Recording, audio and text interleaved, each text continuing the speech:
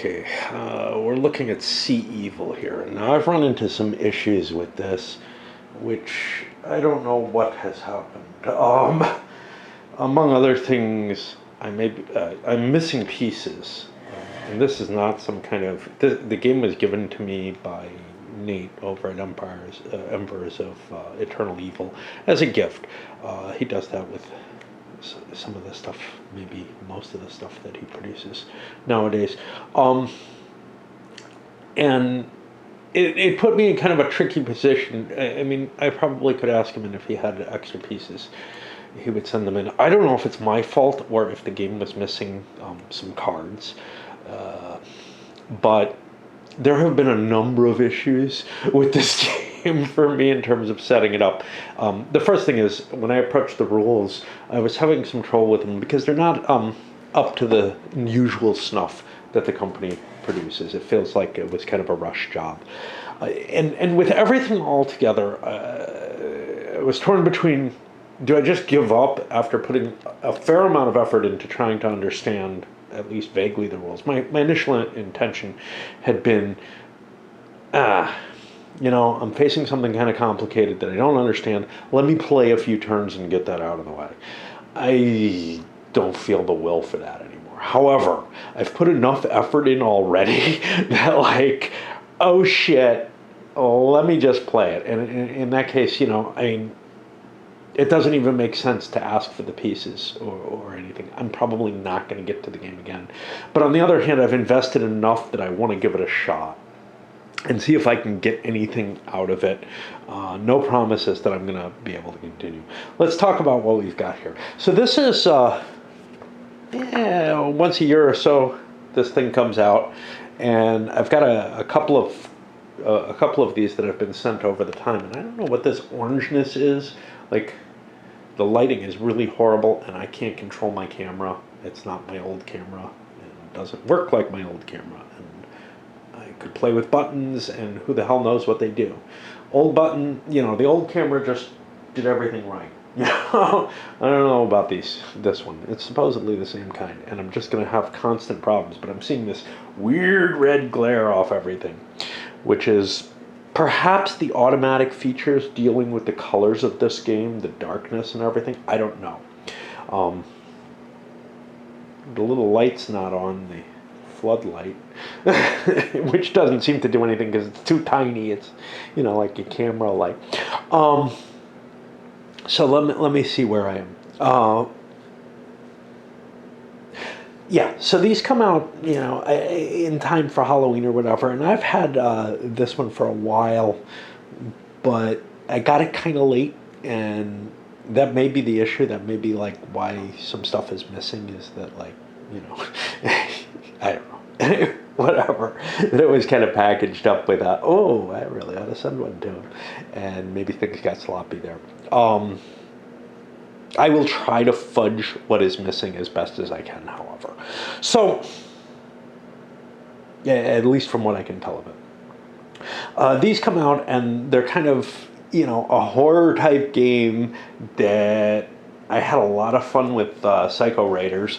It was kind of like a Wabbit Wampage type thing. It wasn't silly, but a nice little tactical scenario that you could play out. Not something I'd want to play very often, but I don't want to play anything very often, so that kind of doesn't matter anymore, right?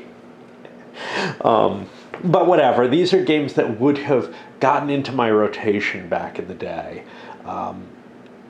And, maybe a little on the low end. They wouldn't, I wouldn't trigger them and say, I really want to do this. But if somebody was interested in them in particular, definitely, they're generally solid enough that it's worthwhile. And you get this whole magazine with it, which has a lot of stuff, little stories and horror kind of weird stuff. That's not really my taste, but the games are cool. So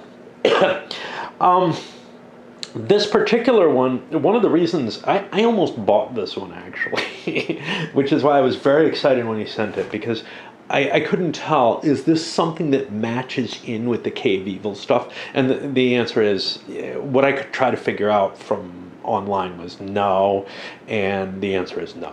It is a very, very different kind of system, but yeah, may have some of the same mechanisms. It's hard for me to remember. Anyway. But I really liked Cave Evil a lot, and so, I was like, oh, it's got the name Evil in it, or the word evil in it. Maybe it's part of that system, and I can like mash it together, and I wouldn't want to be without one of them. They're one of the. They're something that's kind of on auto buy for me. I ever since I was sent that original Cave Evil, which I never would have picked up on my own. I've been picking up expansions for it. Without, hoping that maybe I'll get sent a copy or something. Now, the concept behind this is you've got a bunch of sailors who are kind of lost in bad weather, and there's nasty shit coming up from the depths. Okay, that sounds kind of cool. Let's take a look at the components. The ship will be sitting fixed on the map, and it'll turn. Oh, there goes the light. That helped a little. Got rid of some of that red weirdness. The ship will turn on the map, and it looks like it's going to be kind of hard to cope with. But for example, it could turn to be in this position, I think.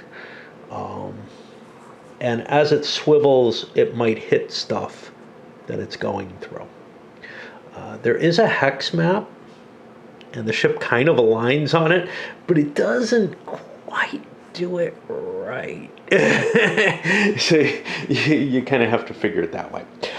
That's going to be controlled by a combination of how the wind is moving, which is marked here, how you've got the wheel marked, and you also you're moving to try to get to a lighthouse in the distance. And currently you're head on it. You just have to get the distance to it. But if you start swinging in the wrong direction, you're going to start moving off the proper direction from it. And I'm not quite sure how that mechanism works. I mean, I've read it, but again, I felt like this was something that I was going to need to experiment with, but because of all the issues that came up, I just don't want to deal with that, but I want to get something out for the effort, is what it comes down to. What else do you have? You have a bunch of charts and tables that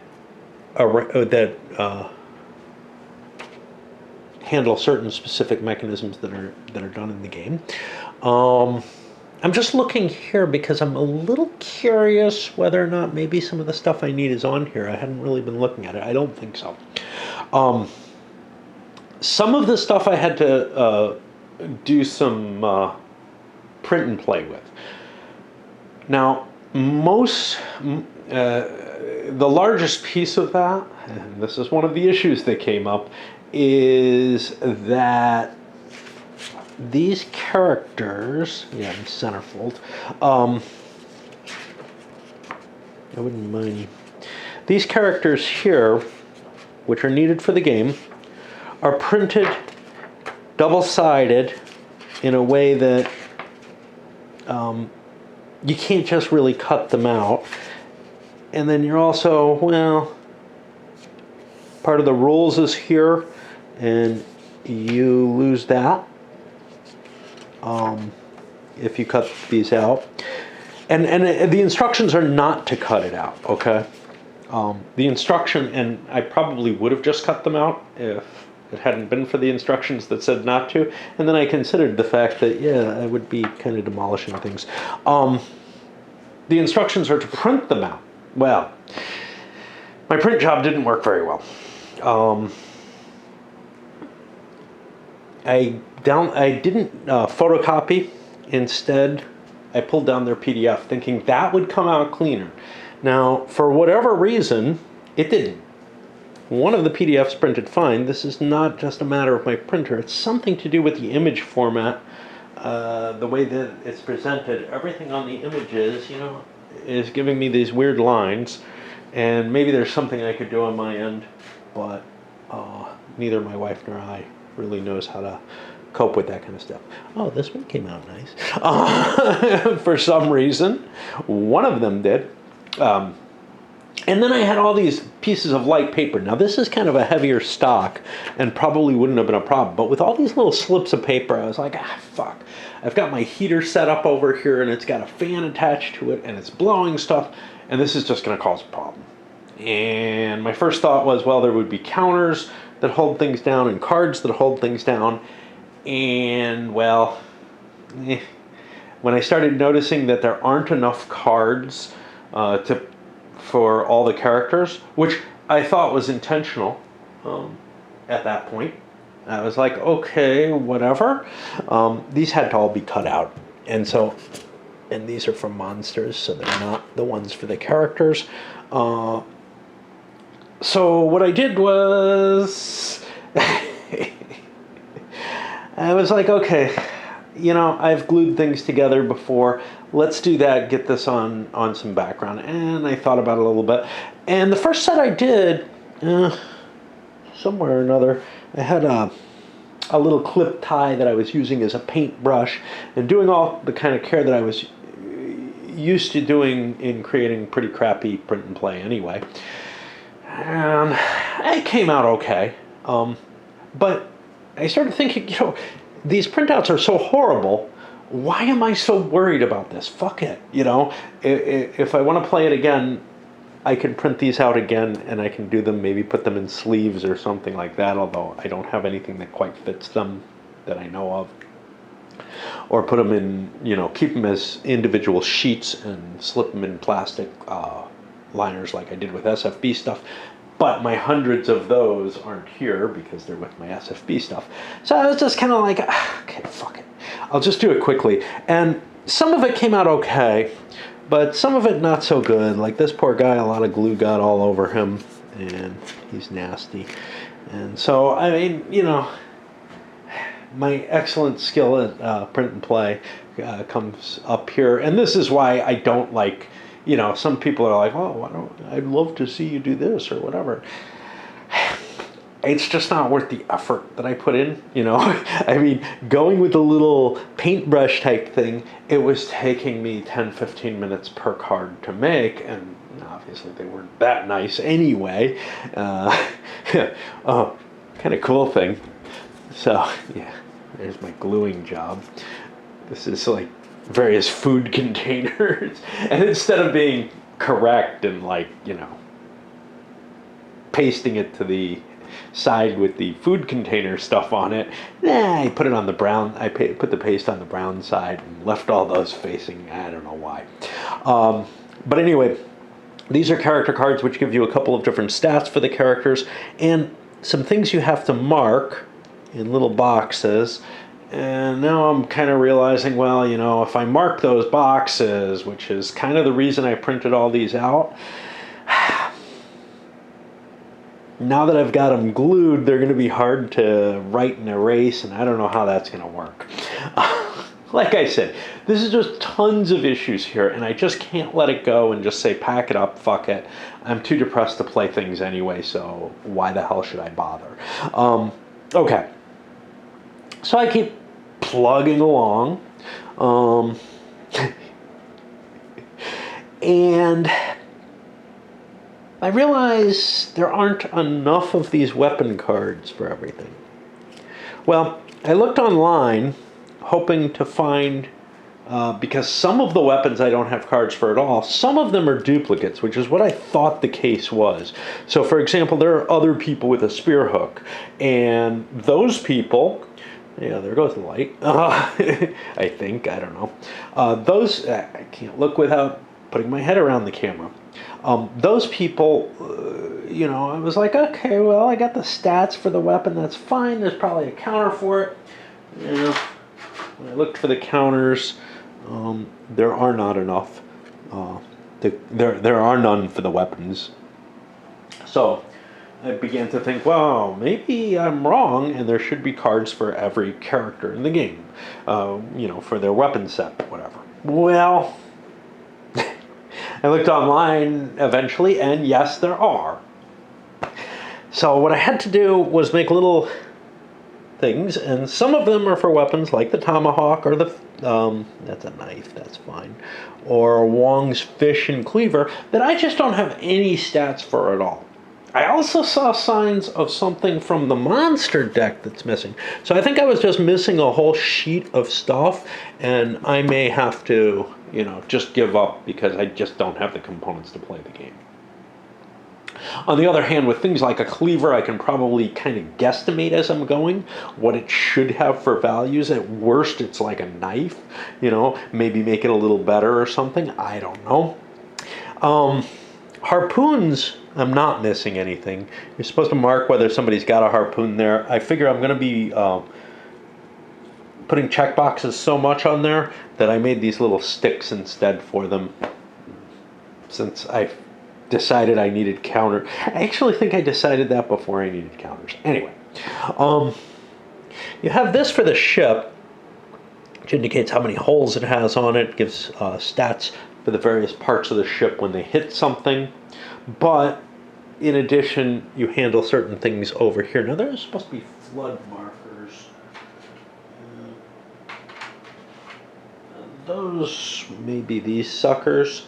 But if they are, they're on the other side of rope, and they're made.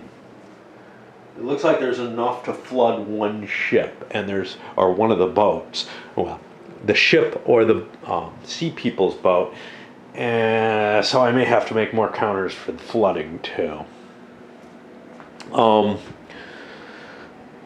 The character sheets have their 3 stats, whether they have a harpoon, if they've been held underwater and can drown. They can be held under for 3 turns before they die. Their initial equipment, which didn't print out well everywhere. A picture, which you have to associate with the picture on the counters, which is not the easiest way to tell things, but whatever. You also have monsters, which come into play through this cup here, which has all the, these are the horizon counters. Why is there something orange? That shouldn't be there. That's part of a critter. Yeah, I'll have to look through there if there are any others that are orange. They don't belong there. But I probably just threw it in without looking too carefully. Some of the creatures will take up multiple hexes, and from what I can tell, that's kind of represented not all as a cluster of counters, but kind of delineating the outline of the creature, its endpoints or whatever. Creatures have stats that are similar to the people, and some special rules. Some of the people have special rules, and because of the way the printing worked out, I may have to consult this to find out the information on the people, because my attempts to redress the bad printing did not work all that well. One of the groups of people is the sea people, or one of the groups of evil things, and they come with their own little boat. You also have a pile of neutrals, which aren't all neutral. One of them is evil no matter what, and they're handled through this, which you make random rolls and you mark down which side they're on.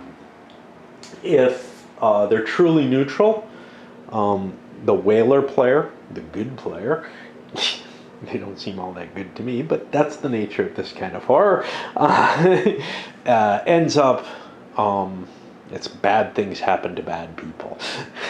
Or bad things happen to not particularly great people, but really horrible things.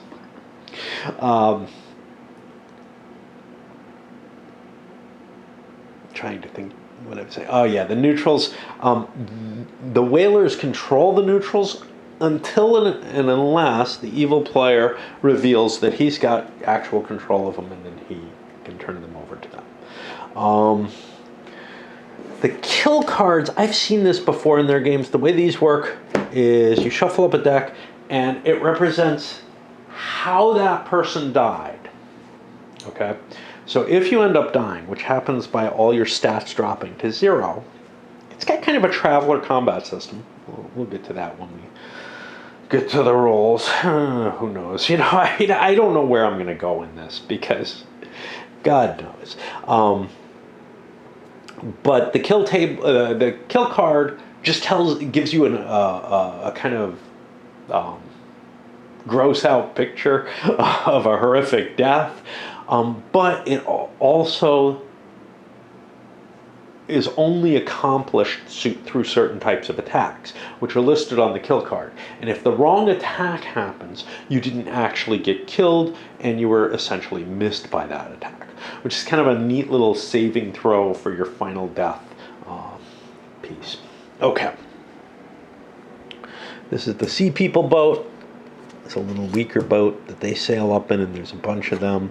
Water cards, these are not a great solution for me. I don't remember exactly the cases, and we'll get to that in the rules, but at some point when you're in the water, you get impacted by that card. Now what happens is you shuffle the entire deck and draw one card out of it. There's, I think, 10 of them exactly, which means it would make more sense for me with a D10 deck. Unfortunately, you know, the decision was made to, maybe there was extra card stock or whatever. The decision was made, though, to print those as cards instead of as a table, whatever. You also have a random event table on here, which is a D66 table, which sometimes takes impact. And what else do we have here? We have the weather is taken into account here. There's this fog dial. I don't know what the fuck that does. The water is an optional rule. The wheel tells you the wind direction and which way you're trying to move the ship in relation to that wind. Now, if you're used to sailing games, you're immediately saying, if the wind's coming one way and you're turning the boat a different way, what exactly happens? How fast do you move? And indeed, it does have that kind of, complicated calculation going on in it, which, again, didn't sink in very well because, my plan had been very much to, if you want to learn this game, you should have probably dropped already. If you want to learn this game, Nate has videos up there that are tutorials and everything. Yet I'm still going to go through the rules because it's taken me so long to set this up and prepare it and to decide I was going to face it given the bad rolls. And thinking that, okay, well, I'll learn the rules as I play before I start, that I've kind of lost what knowledge I had of the rules from reading them. You give me a couple of days away from something and I can't stick it in. But this has been sitting as an unplayable misery burden, for a long time, and now it's become a really bad one the last couple of days, right? Once I made the decision, I'm going to play this, right? Okay. Oh, what should we do? We should pause because we're worn out already. I really am not looking forward to this. I was excited about the idea. I wanted to get to it, but man, the rules are problematic, and then having to try to patch things together. Okay.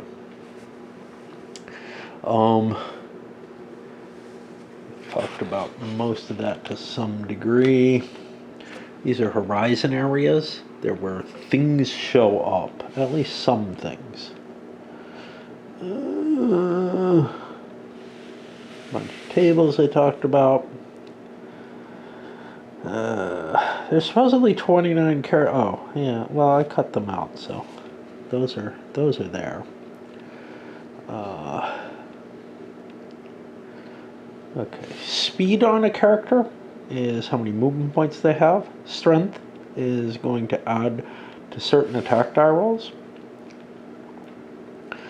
Some of the characters don't have stats. They're really more like event tables when they come up. And they can show you. I'll probably have to Here's one tidal wave, and it shows what happens to the ship when one hits. Just a means of delivering bad events to the, or dangerous events to the ship, in a way that's similar to the character situation.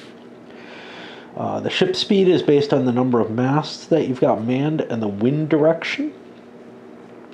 The ship itself has like 15 strength points per side hex. And holes can be broken into the ship by overcoming that 15 all at once. The masts can also be knocked down, making the ship unable to move. There's a stat will to live, and for the monsters it's will to kill. This is basically a set of mulligan type things. You're able to use it to reroll dice. You can spend a point of will, and then you can reroll an attack or some tabled die that you're involved in. There's the flood and rope toss tokens. Like I said, they're double-sided, and there aren't enough. If you're starting to take flood, if you're close to being flooded out on even one of the two ships, you got a problem. And if you got both boats in play at once, you probably can't handle it. So yeah. And then you add ropes to that, which I don't know how many we're going to see in play. There are ropes all over the place. There are items in the game. Harpoons and rope are assumed to be everywhere. Other things are in characters' hands, including evil characters, at the beginning of the game. Each weapon card has... Let's take a look at one. Yes, they're complicated looking, which is why we're going to have trouble not... like, I can look at some of Nate's videos, and I can see maybe a card or something that I'm missing and try to guess, but... yeah, there's no compendium of this information anywhere. Okay, so what does it have on it? I think this is a bludgeoning. You add the strength to that, or you can use it as a ranged firing weapon. Let's see how this is different. This is a bladed weapon, and it can fight at these ranges. You add your strength. You've got to be able to read these cards. They're not trivial to read. This is its value at different ranges, and you can see it's not very good right up. I think you're probably using it as a bludgeoning weapon there, but as you go further out, it gets into kind of a rich range. Or this may be firepower. I'm not sure. Let me take a look at some of the others here.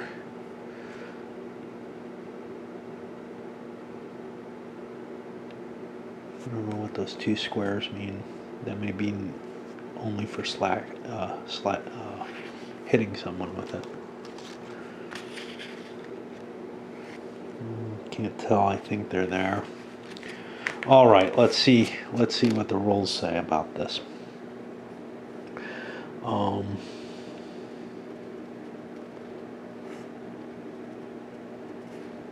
Not much.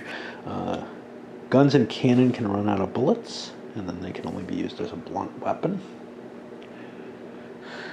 You have one cannon. It's a harpoon cannon, and I think it's just sort of somewhere on deck, but I don't know where. Then again, I don't know what these red X's are.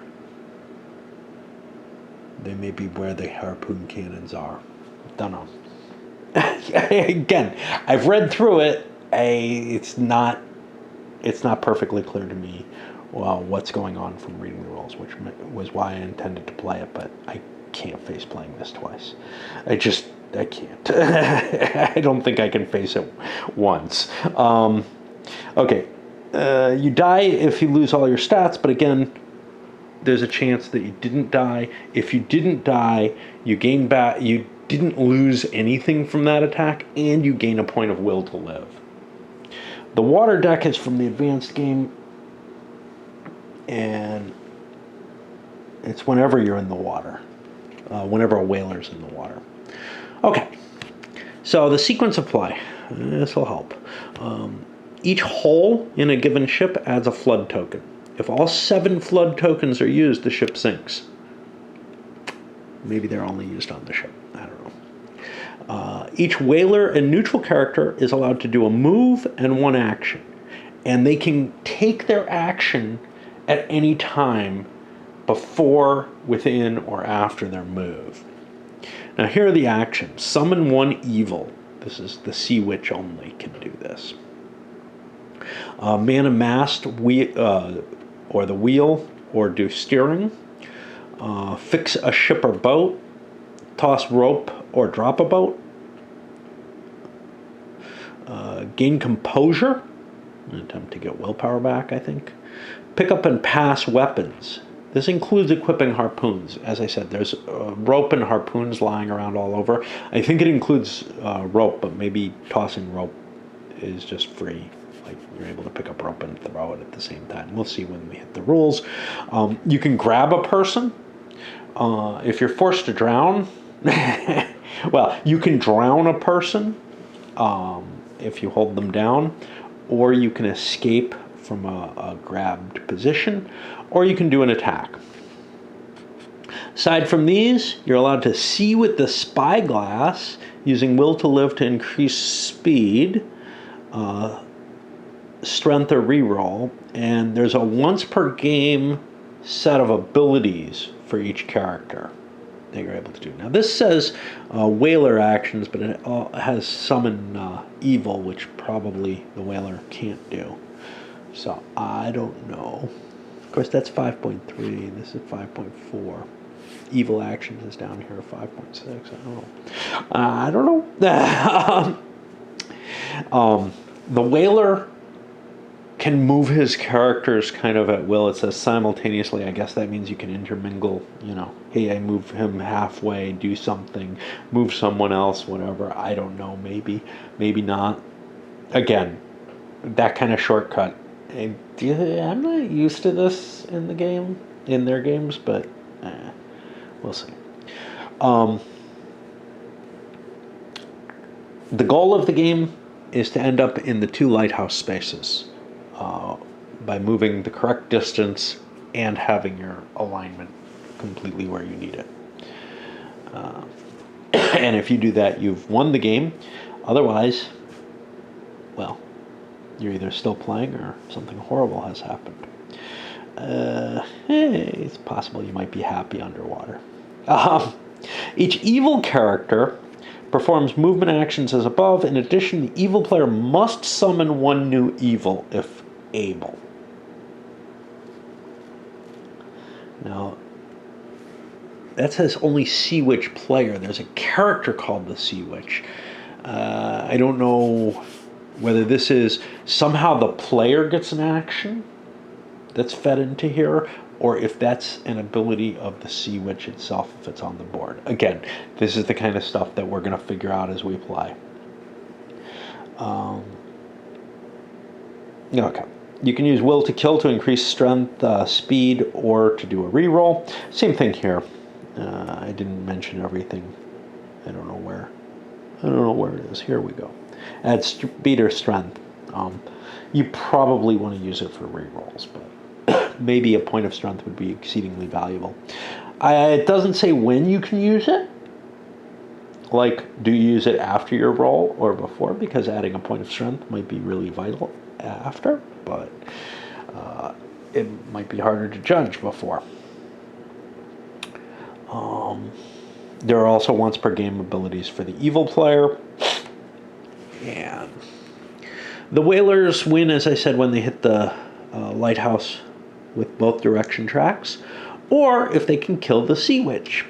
If the ship is sunk, the whalers can continue on in their small boats, which are here, and there's cards to handle them. That doesn't sound like it's going to be a particularly pleasant thing to have happen. But They say the game can take from 15 minutes to 120 minutes. It'll probably take me a lot longer because I'll be trying to figure out the rules. Evil wins by killing all of the whalers, but the neutral characters, whether they're pro-whaler or not, are not the evil players concerned to kill. On the first turn of the game, you have to roll an event on here. Every turn following, a player rolls, and on a 5 or 6, they get an event. If you want, you can use an option where you roll an event every turn. I think that sounds scary. All changes are explained on the events table, and I haven't read it, so we'll see how that works. Water rising, we already talked about that. Each hole that a ship has creates more water. A flood token is placed in the galley for each hole recorded. I guess they're recorded on the ship card itself. I had thought they were recorded on the ship, but there's no counters for that. If these hexes take damage, where are we? Yeah. The Sea People ship can also get holes. The whaling ship will remain in the middle of the map. As it moves, everything else moves around it to show how it's moving. The movement of the ship will be recorded on the direction tracks. The ship's speed is dependent on the characters manning the mast and wheel, and the direction and wind direction. The ship's strength is each side hex. These have to take damage equal to that strength in order for a hull to happen, and they have to take it all at once. So whatever's hitting the ship has to do a lot of damage at once. It can't sort of accumulate against the ship. Each character has their 3 stats. Boats have strength and speed. If a boat stats are dropped to 0, it is destroyed. Damage removes stats. Again, it's that traveler type system with a limited number of stats. What happens is, oh, I took so many hit points, I get to decide what stats I want to reduce on my character. And it is my choice, so it's a little less deadly than the traveler system. Large multi-hex creatures. Some creatures are so large they require more than one counter. These creatures also have stats. Let's show you what we have on the character cards. Whoa! We have a picture. Oh, I can read the tomahawk if I'm really, really careful. Like, I think I can almost see that. That's one of the things I'm missing any copies of. And again, I don't know what happened. I don't know if I lost a card sheet or if it just didn't get included with my game. Okay, let's look for a large creature. Let's find... And I'm going to be doing this a lot, you know, paging through looking for shit. Because I only have one hand, and that doesn't work very well for me. Okay. Great crab is not. The shark is not. The kraken. So here's how the kraken is devised. You put one counter there and then 2 back here.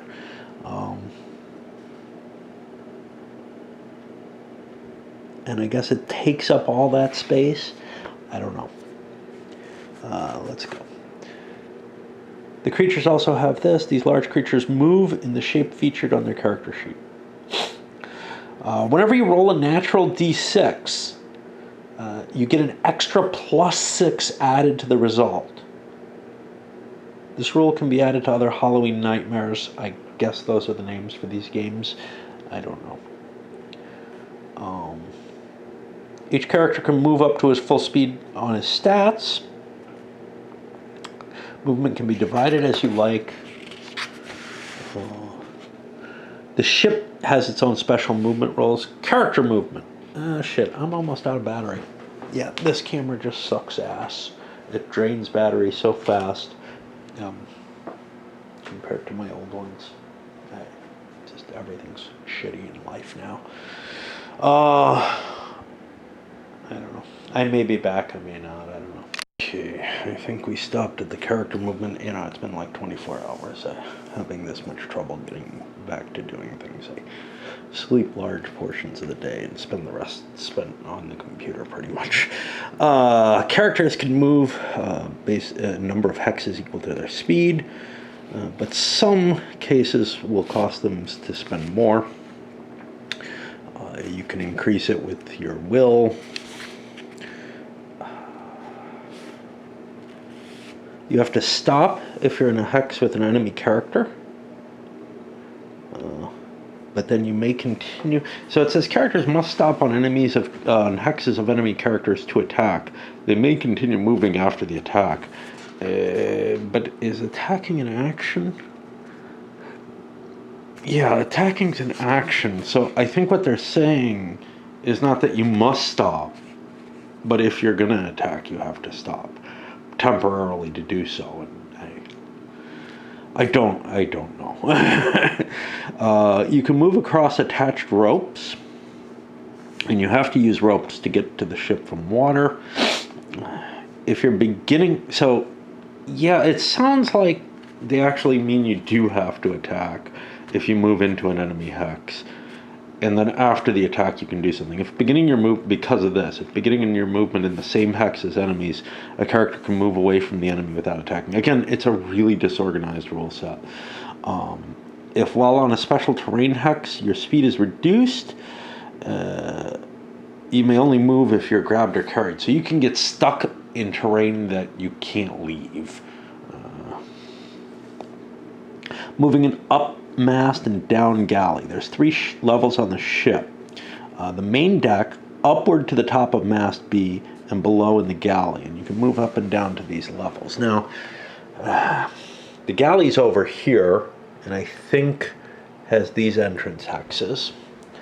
The mast, and again, I haven't looked at this very carefully, has two spaces.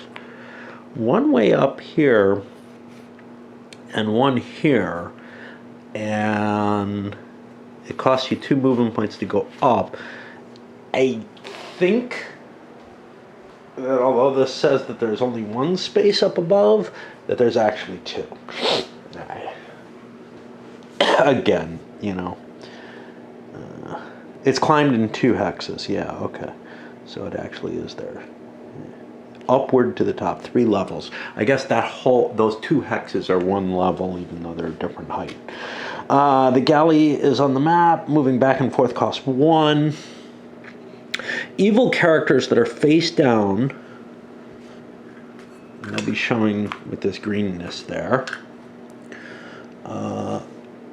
can stay that way. They move as a single creature, as a single counter if they're large creatures until revealed.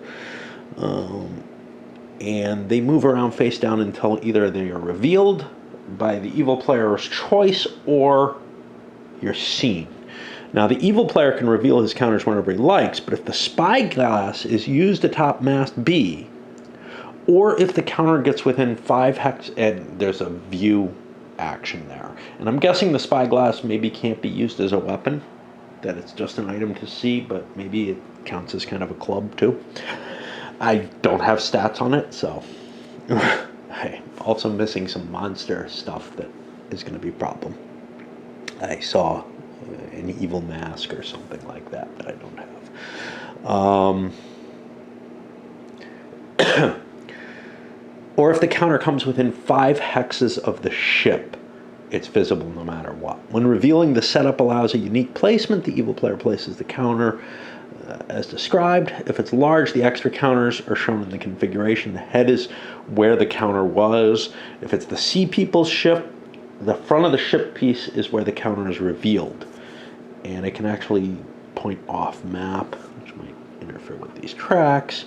Characters in the water have to spend 3... now we're jumping to something else, but I guess it's a large section. Characters in water have to spend 3 speed per water hex. If they remain in the water at the end of the turn, you can use treading water, which is an advanced rule. And then there's also the water deck. We'll get to those when we get to them, whatever. The Sea Witch and the Siren are allowed to fly above the water. Yeah, let's see if I remember that. Each hex is one movement rate, including onto ships and boats. The large creatures, kraken, sea serpent, and whale, take multiple counters. They have to move in their configuration. They cannot stack their own counters, but they can twist and turn as long as their configuration is respected. I have no idea what that means. Because their configuration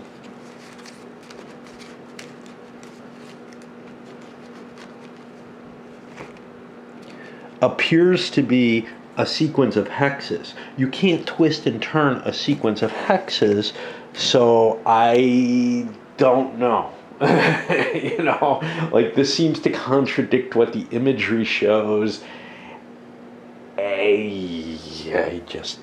I don't know. I'm gonna try to figure that out as we go.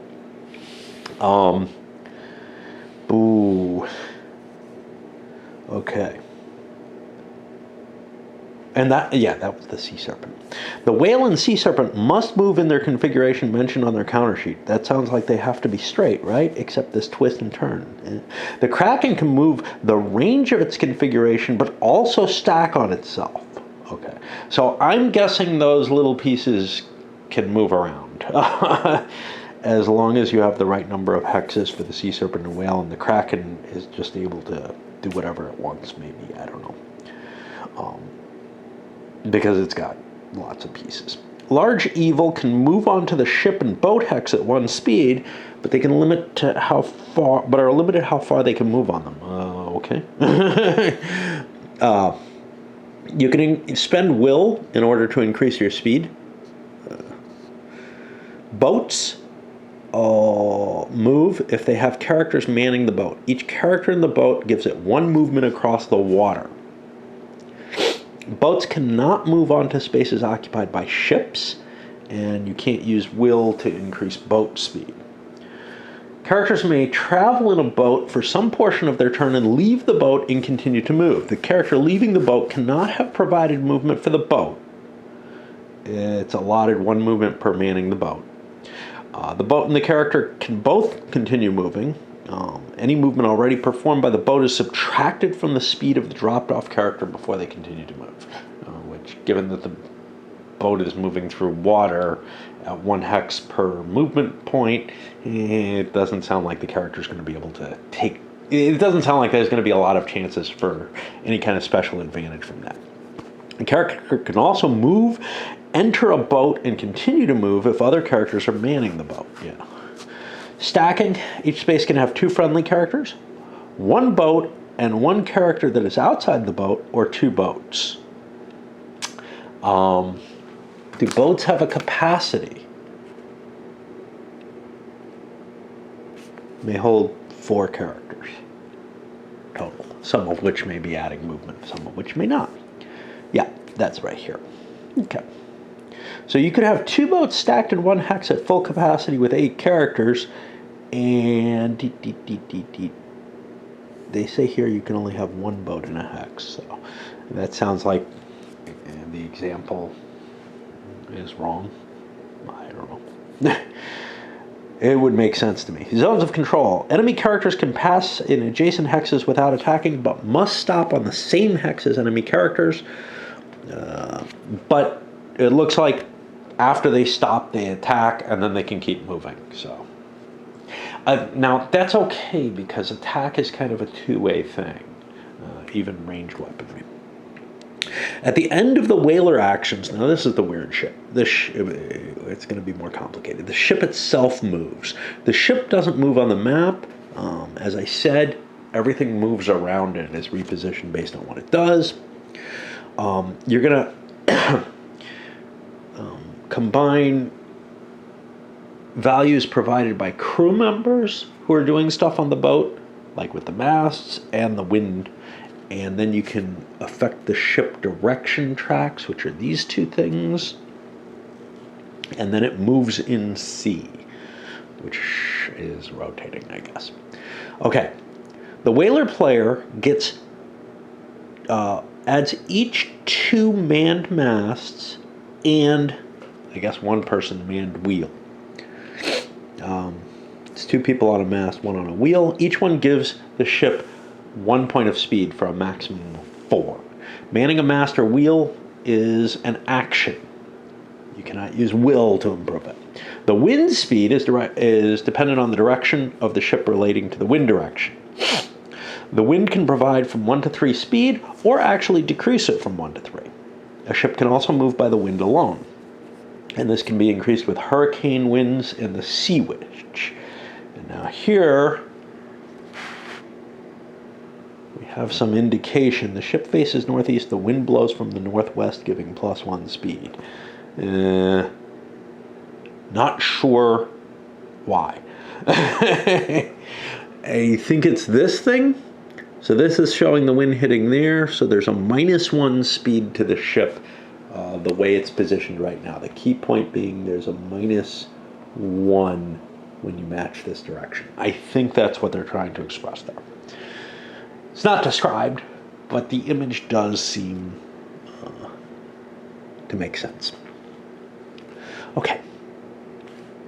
Adding and movement. Ship's masts are manned by each of 2. The wheel is manned. The ship gets 4 speed. The wind gives +1 for 5. The ship faces northeast. 3 movement is applied north and 2 toward the east.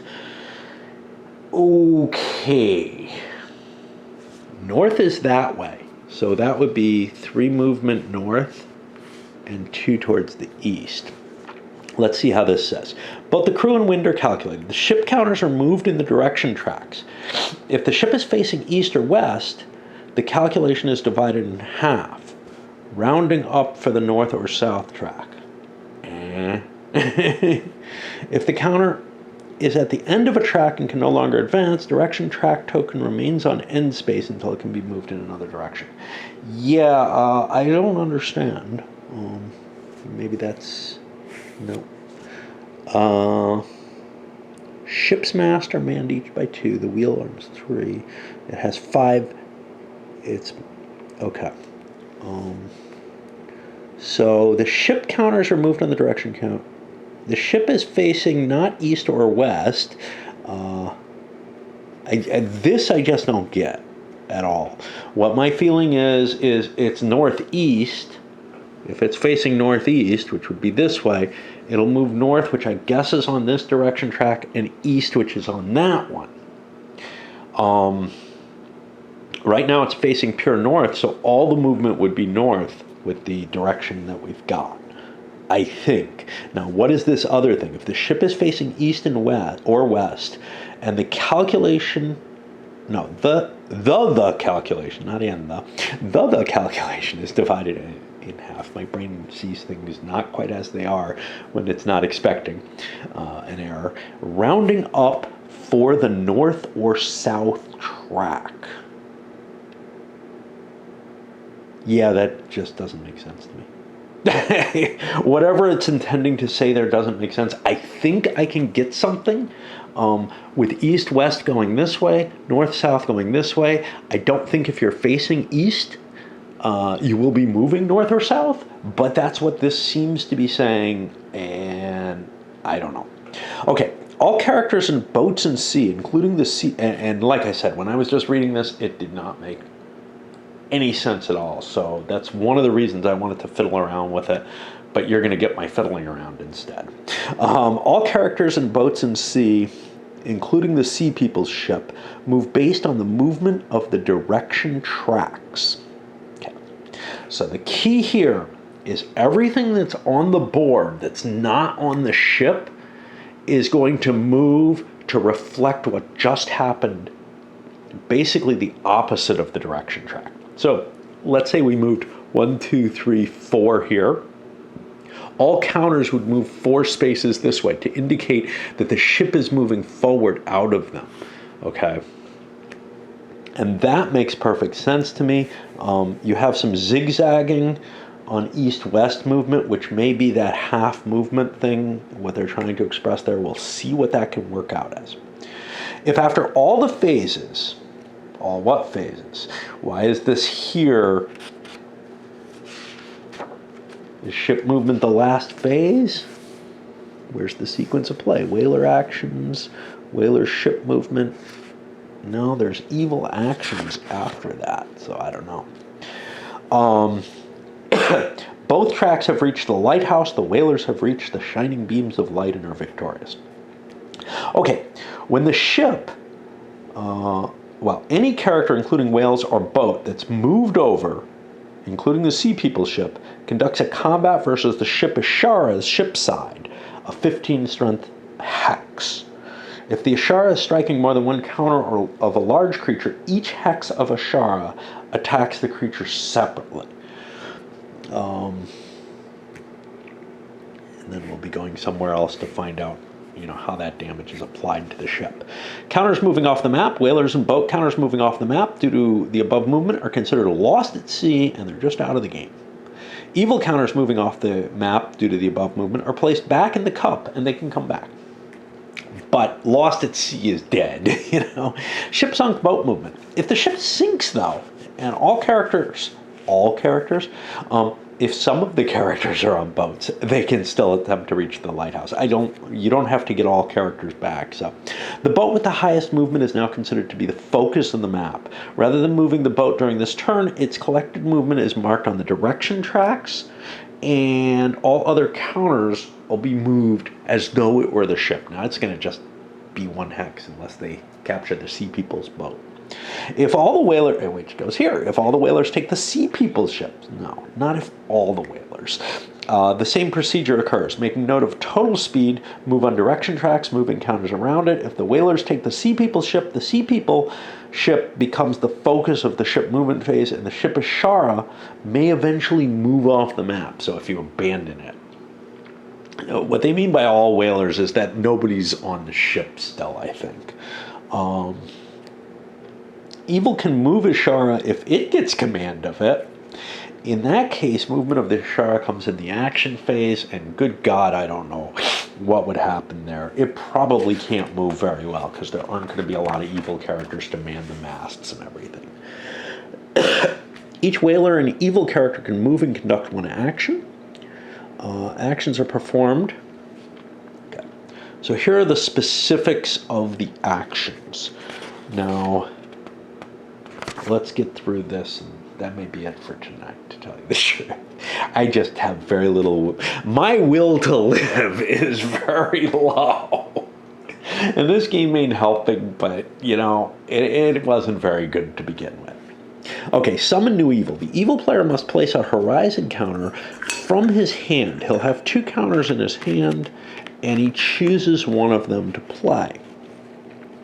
The summon can happen anytime during the evil turn. After placing, a new counter is then drawn into their hand. When you summon, you roll a d6. 1 counter from the evil player's hand must be placed face down on the horizon area just rolled. Now, there should be numbers on those horizon areas. I don't see any, but there's a number chart there that probably could be used. The wind direction numbers of the wheel determine the horizon area. Okay, we got a different number chart there, and it's essentially the same one. The counter that's been placed can move and perform an action. The counter could also be revealed. The evil player draws a new counter, so they have 2. If you have no more counters here, no new ones are drawn. If the Sea Witch is in your hand, you must play that, even if you have a neutral character in hand. Otherwise, if a neutral character is in your hand, it must be played. They're numbered 1 to 3. These represent any 3 random neutral characters. A random neutral character sheet is selected, and the correct one. Maybe not. Maybe they're actually at random.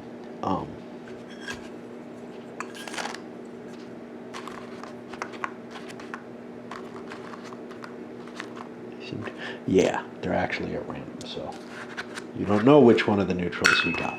And that makes sense. You're only allowed 3, but there are more than 3 available for the play of the game. A random neutral sheet, character sheet is selected, and the counter number is noted. The counter will represent the neutral character. Neutral characters are placed according to their character sheet. If the ship is sunk, place character in water near center. Yeah. Whalers may begin using this neutral character on their next turn. I guess if the ship is sunk. I don't know.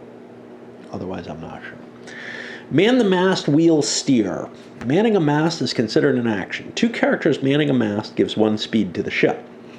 Both characters need to be on or adjacent to the mast to give it manning capability. More than 2 characters on a mast will not provide further speed. Wheel control is also an action. That'll give you a speed. Steering. This allows the ship to move in different directions and happens during the action phase. Refer to the steering table. There's a steering ship. That may be what they're talking about. It may not be. It's not called the steering table, but...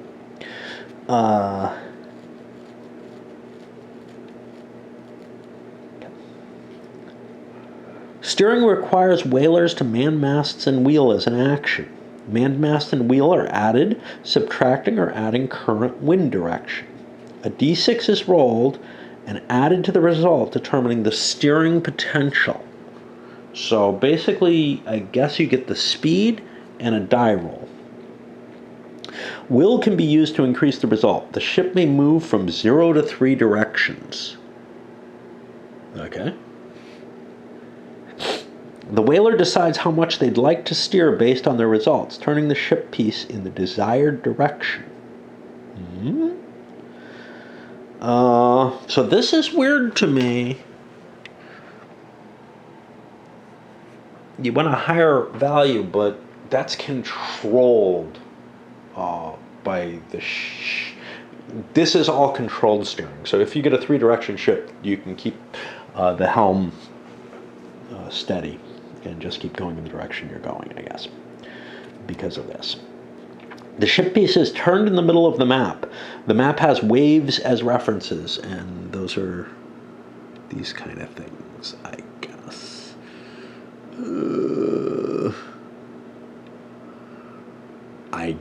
I don't see one out the ass, and I'm not sure. Right. Okay, well, we'll see. The ship can hit characters and boats while it's turning. Each character hit must roll a combat against the ship's side strength. The ship direction token is moved on the wheel based on where the bow now points.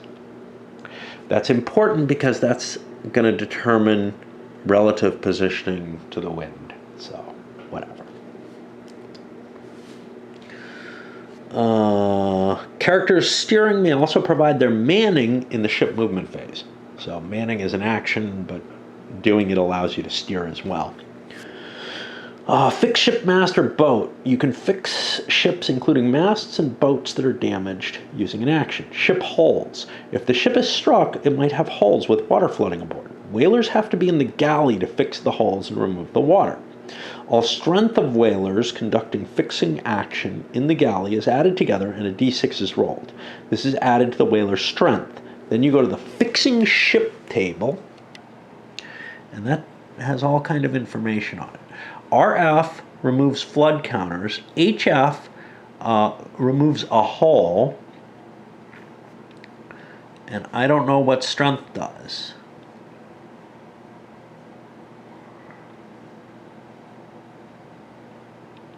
Looks like that fixes the mast, but...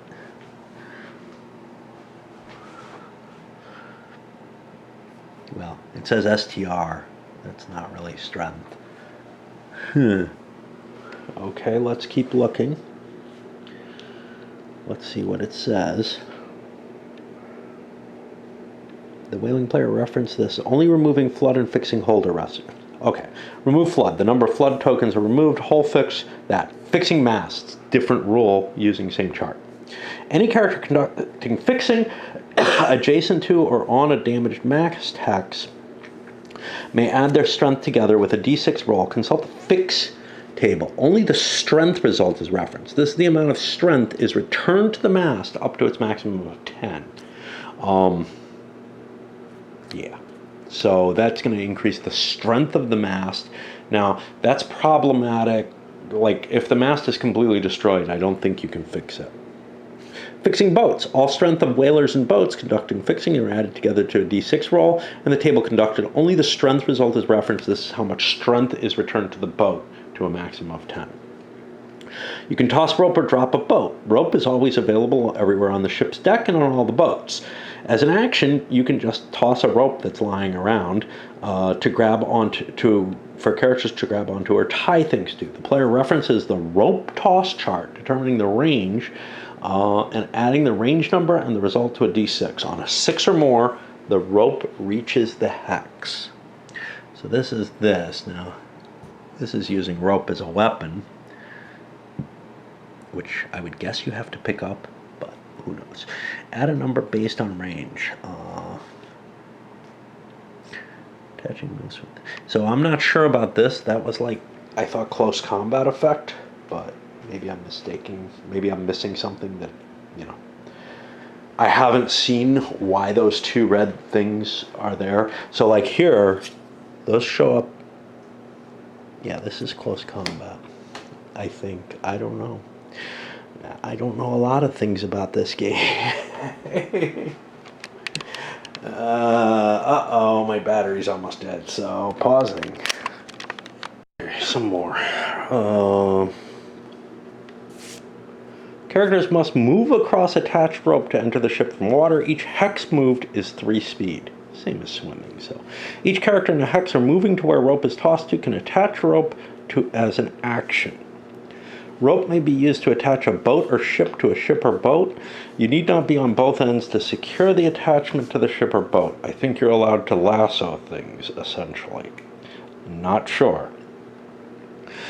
Secured characters, boats, and ships always move to what they're attached with what they're attached to.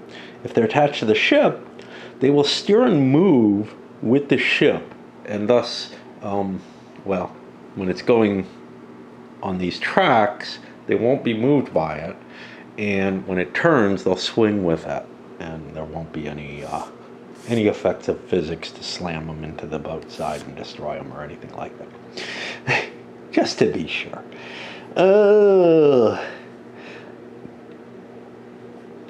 The rope tokens may be used as a reminder of who has grabbed a rope and what boats or ships may be attached. If you're out of them, you can use pennies as reminders, which is important because there's only 7 of those counters, and they're the flooding counters.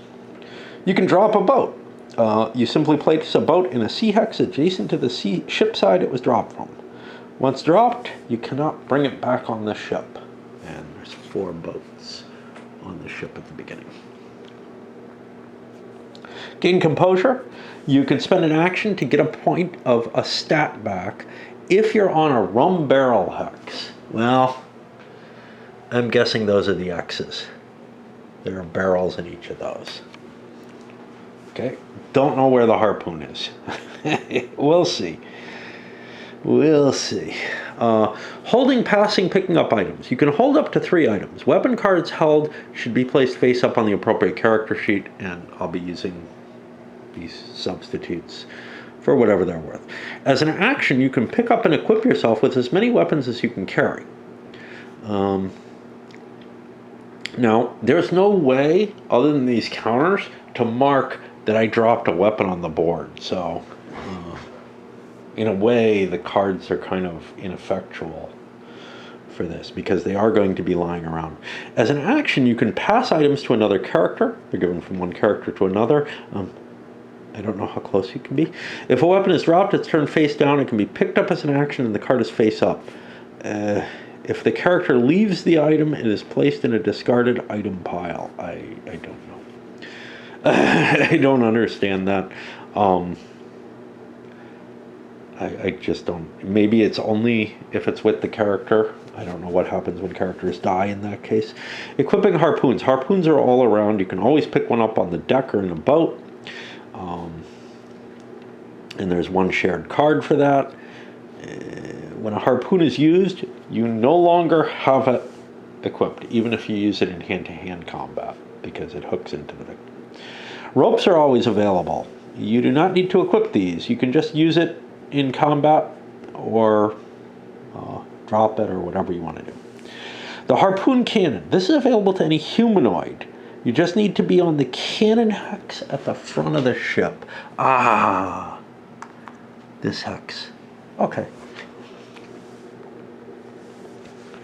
This can also be the Seaweed Man.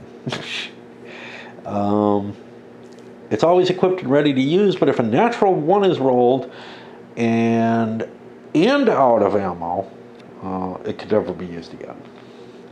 Grabbing, drowning, and escaping. You can grab another character. Both characters consult their strength and roll d6s, adding the strength to the result. The character attempting to grab must have the higher result. Characters cannot use weapons in a grabbing action. If grabbed, you move with and at the speed of the character grabbing. 2 separate characters can grab one character, I assume adding their strength, maybe each getting a die roll, I'm not sure. You must continue grabbing in order to maintain, and if you have low speed, this can help you because somebody can grab you and pull you at a faster speed. You could also attack a character that's grabbed by some other character who's not grabbing. The grabbed character cannot use weapons, but he's still able to use his strength in resisting the attack, and he could actually hurt the enemy. Evil characters can grab other characters and hold them underwater. Grabbing evil character must announce they are holding the character underwater. A grabbing action is conducted. If the grabbing player is higher, the grabbed character is held underwater, and that will be marked with a drowning marker. If you're underwater for 3 consecutive turns, a kill card is drawn. If water asphyxia icon, the character has drowned. Most evil characters cannot drown, but the sea people and the sinister characters, the neutrals that are evil, can be drowned by the whalers. They're not that good. A character can try to escape as their action. If they do not attempt to escape, they're considered to still be held. Yeah, but you have to grab every turn in order to maintain it, so you sort of get an escape for free anyway.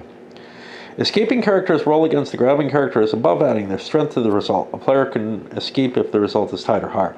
I'm not sure what you can do while you're grabbed. Like, you can't use a weapon to defend yourself. Can you use a weapon on the guy who's grabbing you? Maybe. That doesn't seem to be excluded. But we'll be seeing more on that maybe in the attacking section. I am done for at least a little while, but I may come back and go over the combat. You know, it would be nice if I could get this played, start playing within a day or two, but who knows. We'll give it a shot and see if we can get through the combat rolls. Okay, so as an action, you can do an attack. You can also attack ships and boats. Each character can attack once per turn, but they can defend themselves from multiple attacks, and they work similarly. You can choose one weapon on your personal strength to do damage. Defending characters also can do damage, or instead, it's basically a competition. Damage will drain the character of their stats, and if you're down to 0 in your stats, you die if you fail a kill deck draw. Weapons have range.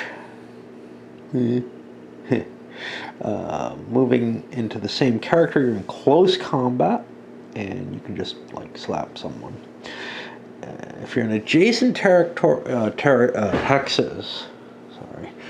you're not in close combat, and you need a ranged weapon to attack. Some weapons always have range. Ones with a star, like guns, ones with a star can be thrown to acquire range. Strength. I don't know what that means. That would be a star here, like the Harpoon. The Harpoon Cannon always has range. Let's take a look at... This does not have a star. It looks like it provides range because of its length. This is a musket, so it does not have range. Looking at some of these. Throwing the whiskey bottle has range. Now, I would assume a thrown weapon doesn't come back to you. These knives cannot be thrown, which is odd. I mean, they're not throwing knives, but whatever. I'm just trying to get a view of this, the black orb. A spear can be thrown, but it also can be used at range 1. Swords, throwing swords is lousy. and a spear. Or a sword, I guess. Alright. So that gets me some idea of some of the weapons, I guess, kinda. Okay. If thrown item is no longer in hand, place the item into the discarded item pile, which to me sounds like weapons can't be picked up if they're not on people. They don't just lie around like they do in some games, which something else indicated the same. So they just kind of go away, I guess, unless there's some way to get weapons back, which I don't think there is. But I don't know. Maybe you can search for them. Line of sight. If using a ranged weapon from an adjacent or several hexes away, you must have line of sight. What blocks? Characters are obstacles. Masts, ship, wheel, and boats are obstacles. Large creatures are obstacles, but the empty hexes between their configurations are not obstacles. I guess underwater or something. I don't know. It makes sense with some, but not so much maybe with the whale. You'd assume that thing's pretty big, but just the head and the tail are up. I don't know. You can carry 3 items, but normally you can only use 1 for attack or defense. The strength is each hex, starting with close combat and moving further away. And I assume, again, the 2 dots is close combat, but I don't know. Fire cannot be used on or in water hexes. I do not know anything that has fire. Weapons strike at full strength in water. There may be some other weapon that uses fire that I don't have the card for. Both players roll a die and add the strength of their weapons. Some weapons allow them to add their personal strength as well. Knives, harpoons, bludgeoning. Other weapons use only the strength stated on the card. Guns and Harpoon Cannon. You can re-roll using will. Only the player actually rolling. Only the player using the will re-rolls. If you roll a natural 1, you add that value to the final result, but you must roll on the natural 1 table to see what other bad things happen. And that's here. That's things like dropping guns out of ammo, hurt somebody else. Okay. When you roll a natural 6, you get +6 to your die roll for that. So you get a total die roll of 12. Determining victory. After dice and strength are added, the player with the highest result is stronger, and they will do damage. The damage is the difference between the 2 results. Now, what's not clear yet is if I've got a firing weapon, I think that the person receiving that fire can defend themselves using their strength, even if they can't hurt the opponent, but I'm not sure. The losing character loses stat equal to the amount of damage inflicted. Creatures, each token is decreased together. Stats lowered to 0 can be problematic. A speed of 0 means you can no longer move. If you have a strength of 0, you could roll for attack, but you won't be able to add strength. When will is 0, it means you no longer get any chances to use it. If you are lowered to a death, if all your stats go to 0, a death may occur. You draw from the kill deck. You see if the right weapon type matches that card. If it does, you're dead. If it doesn't, you get back all your stats that you just lost, plus 1 will. But evil doesn't get their will increased this way. You could actually end up with a higher than starting will by this. If the kill card drawn does not match the weapon, you narrowly avoid injury. Yeah, that's what I said. Once all the kill cards are used, you reshuffle the deck. Different with the water card. Players of a killed character can maybe play somebody else if they're knocked out of the game. Flank attacks. Close combat flank attacking can only occur if the attacker and defender are on the same hex. Honoring stacking, a player can have 2 friendly characters from 1 hex. These can be moved onto the hex containing an enemy character to fight. The strength of both friendly characters' weapons, including any personal strength needed, modifier, is added to a single d6 roll. The result is compared with the opponent as a normal combat. If any damage is done to the flanking characters, they must split it between them as evenly as possible. Friendly characters on the same hex are allowed to defend against a single attacking character. Flanking with range. Any number of characters can attack a single hex so long as none of them are on the same hex. All characters attacking a single hex must have range, all weapon values are added together, and a single d6 is rolled. The defending hex also adds strength into our weapons. That can also reach a range hex. So you get your strength no matter what, I think. And roll a d6. Results are compared. If attackers can be damaged, if defending weapon can reach them. Now this is not part of flank. This is part of the basic ranged combat rolls, but this is the only place it's mentioned. If you're 2-on-2 on the same hex, they must be split into 2 different combats. A single character can try to injure a large counter from a distance. This is using the 1 versus range large. The player conducts a roll on the 1 versus range large, adding their weapons and strength if needed. If damage is made on the table, you subtract it from the large creature. And you can see the numbers on there are not easy to get. But the idea here is it's really hard to, like, if you have a harpoon, and the whale is much, much stronger than you, so throwing that harpoon at the whale is going to shrug it off. So it gives you some chance of using ranged weapons to beat up the big creatures. Multiple single characters can attempt such attack. Each one is rolled separately. Or they could combine all their weapons and see if they have a more heavier attack value. The ship has a strength of 15 if it rams into something. It can also accidentally ram things. When moving or turning, characters can attack the ship as well. Ships can ram one another, and with boats. The ship is a blunt weapon. The characters remain adjacent to the ship hex in attack if in water. Combat from ship and against ship is considered close combat. What's still not well described is what happens if the ship parks on a character.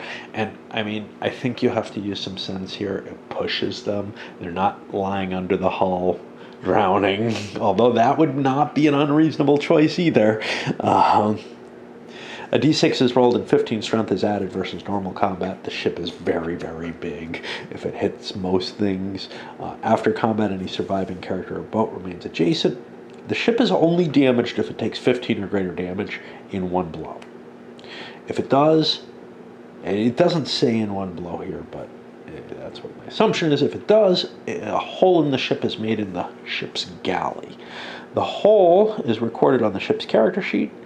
For each water rising phase, the ship adds a flood token for each hull. Now, you write down the number of hulls there. You can see we use something else. The Sea People ship can get hulls, and they get flood tokens as well. If all 7 flood tokens are there, I guess that thing sinks.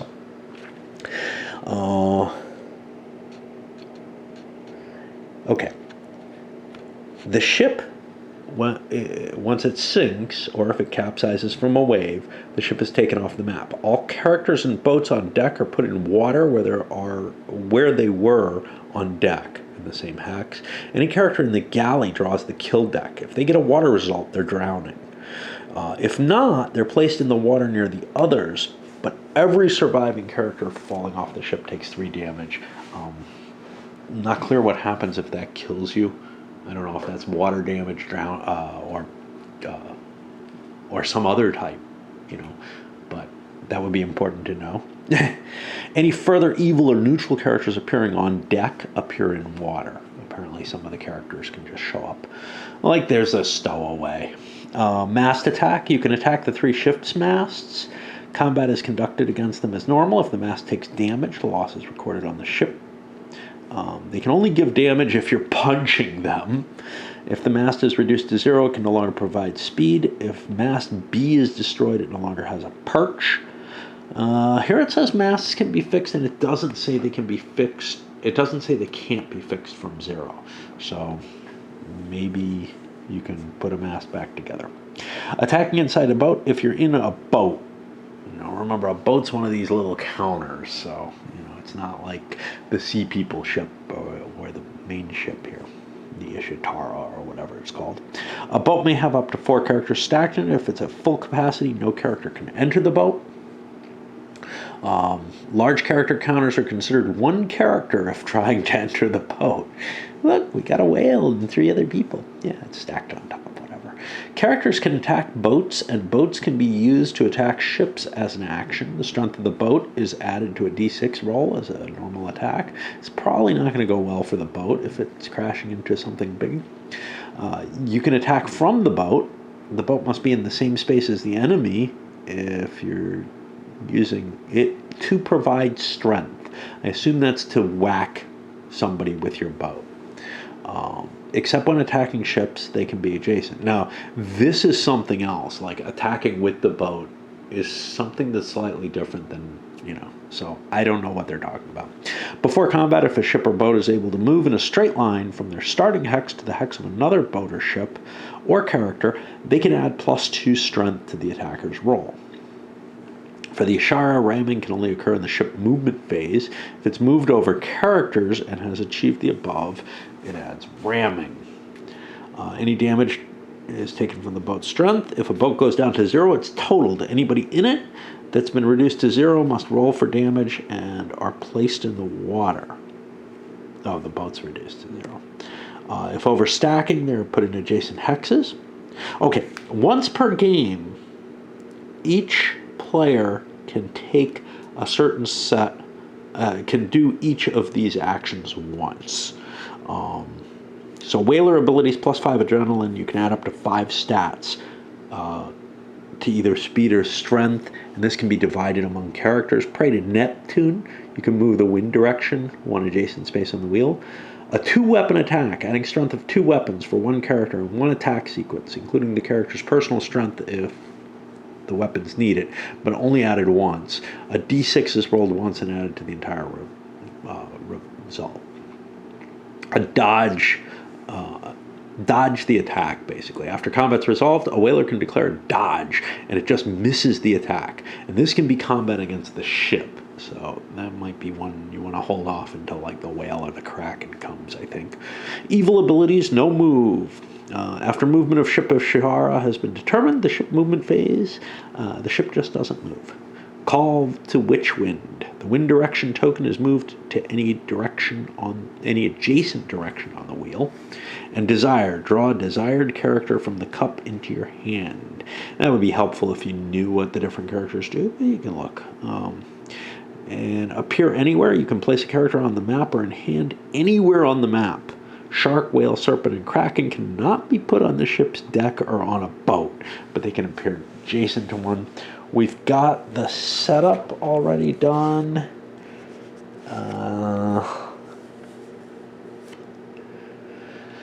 All right, there's still some rolls. Okay, the Sinister Roll. This is basically just a split roll. On a result of 6, okay, so you make a roll when you get a neutral character who's unknown at that point. On a roll of 6, the neutral character is on the evil side. If that character appears in the game, the character applied to that number is evil.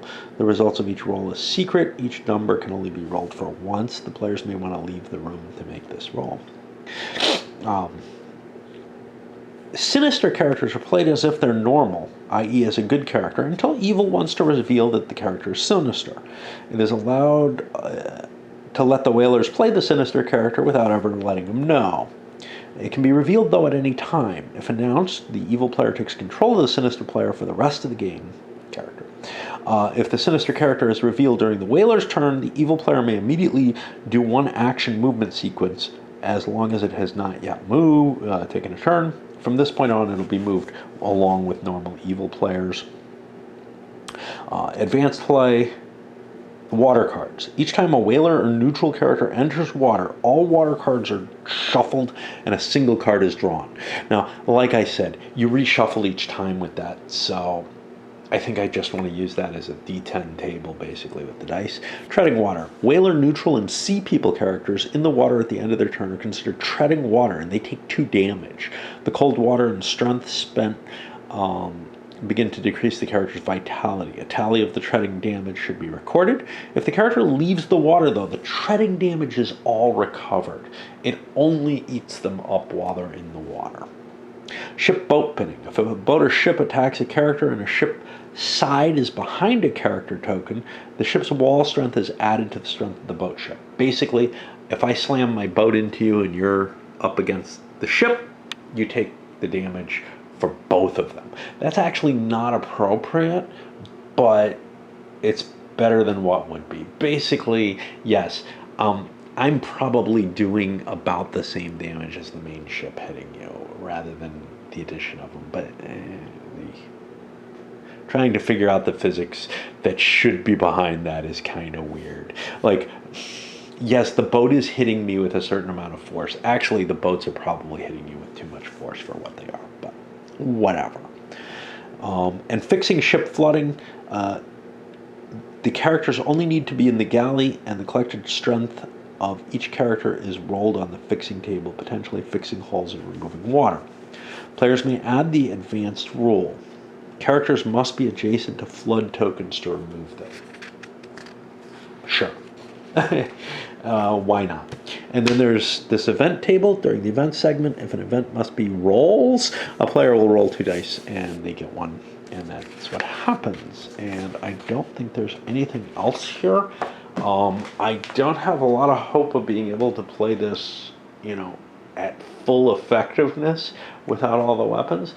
But I'll do my best to make things up, and I think I have everything other than the weapons. There may be some kind of creepy weapons that I'm missing, like that mask thing. That's not in my set. Others, the cleaver, I can make a pretty good guess what that does. The mask, I may be able to tell from the video if I so desire. We're going to send this up, and I hope I start playing tomorrow. And we'll get at least some feel for what it's like. I doubt I'll come back to it, no matter what, even if I had the cards, simply because there's so many games I have to do. But I really wanted, I was in the mood to do one of their games, and it was this felt like it would take up less space than doing whatever it is, War Cult or something like that. That's basically something that can mix in with Cave Evil, and seemed really cool to me. But then I'm like, let's do this one. This was given to me free. I really want to do it, and boy, was that a bad choice, given the many flaws which have come through.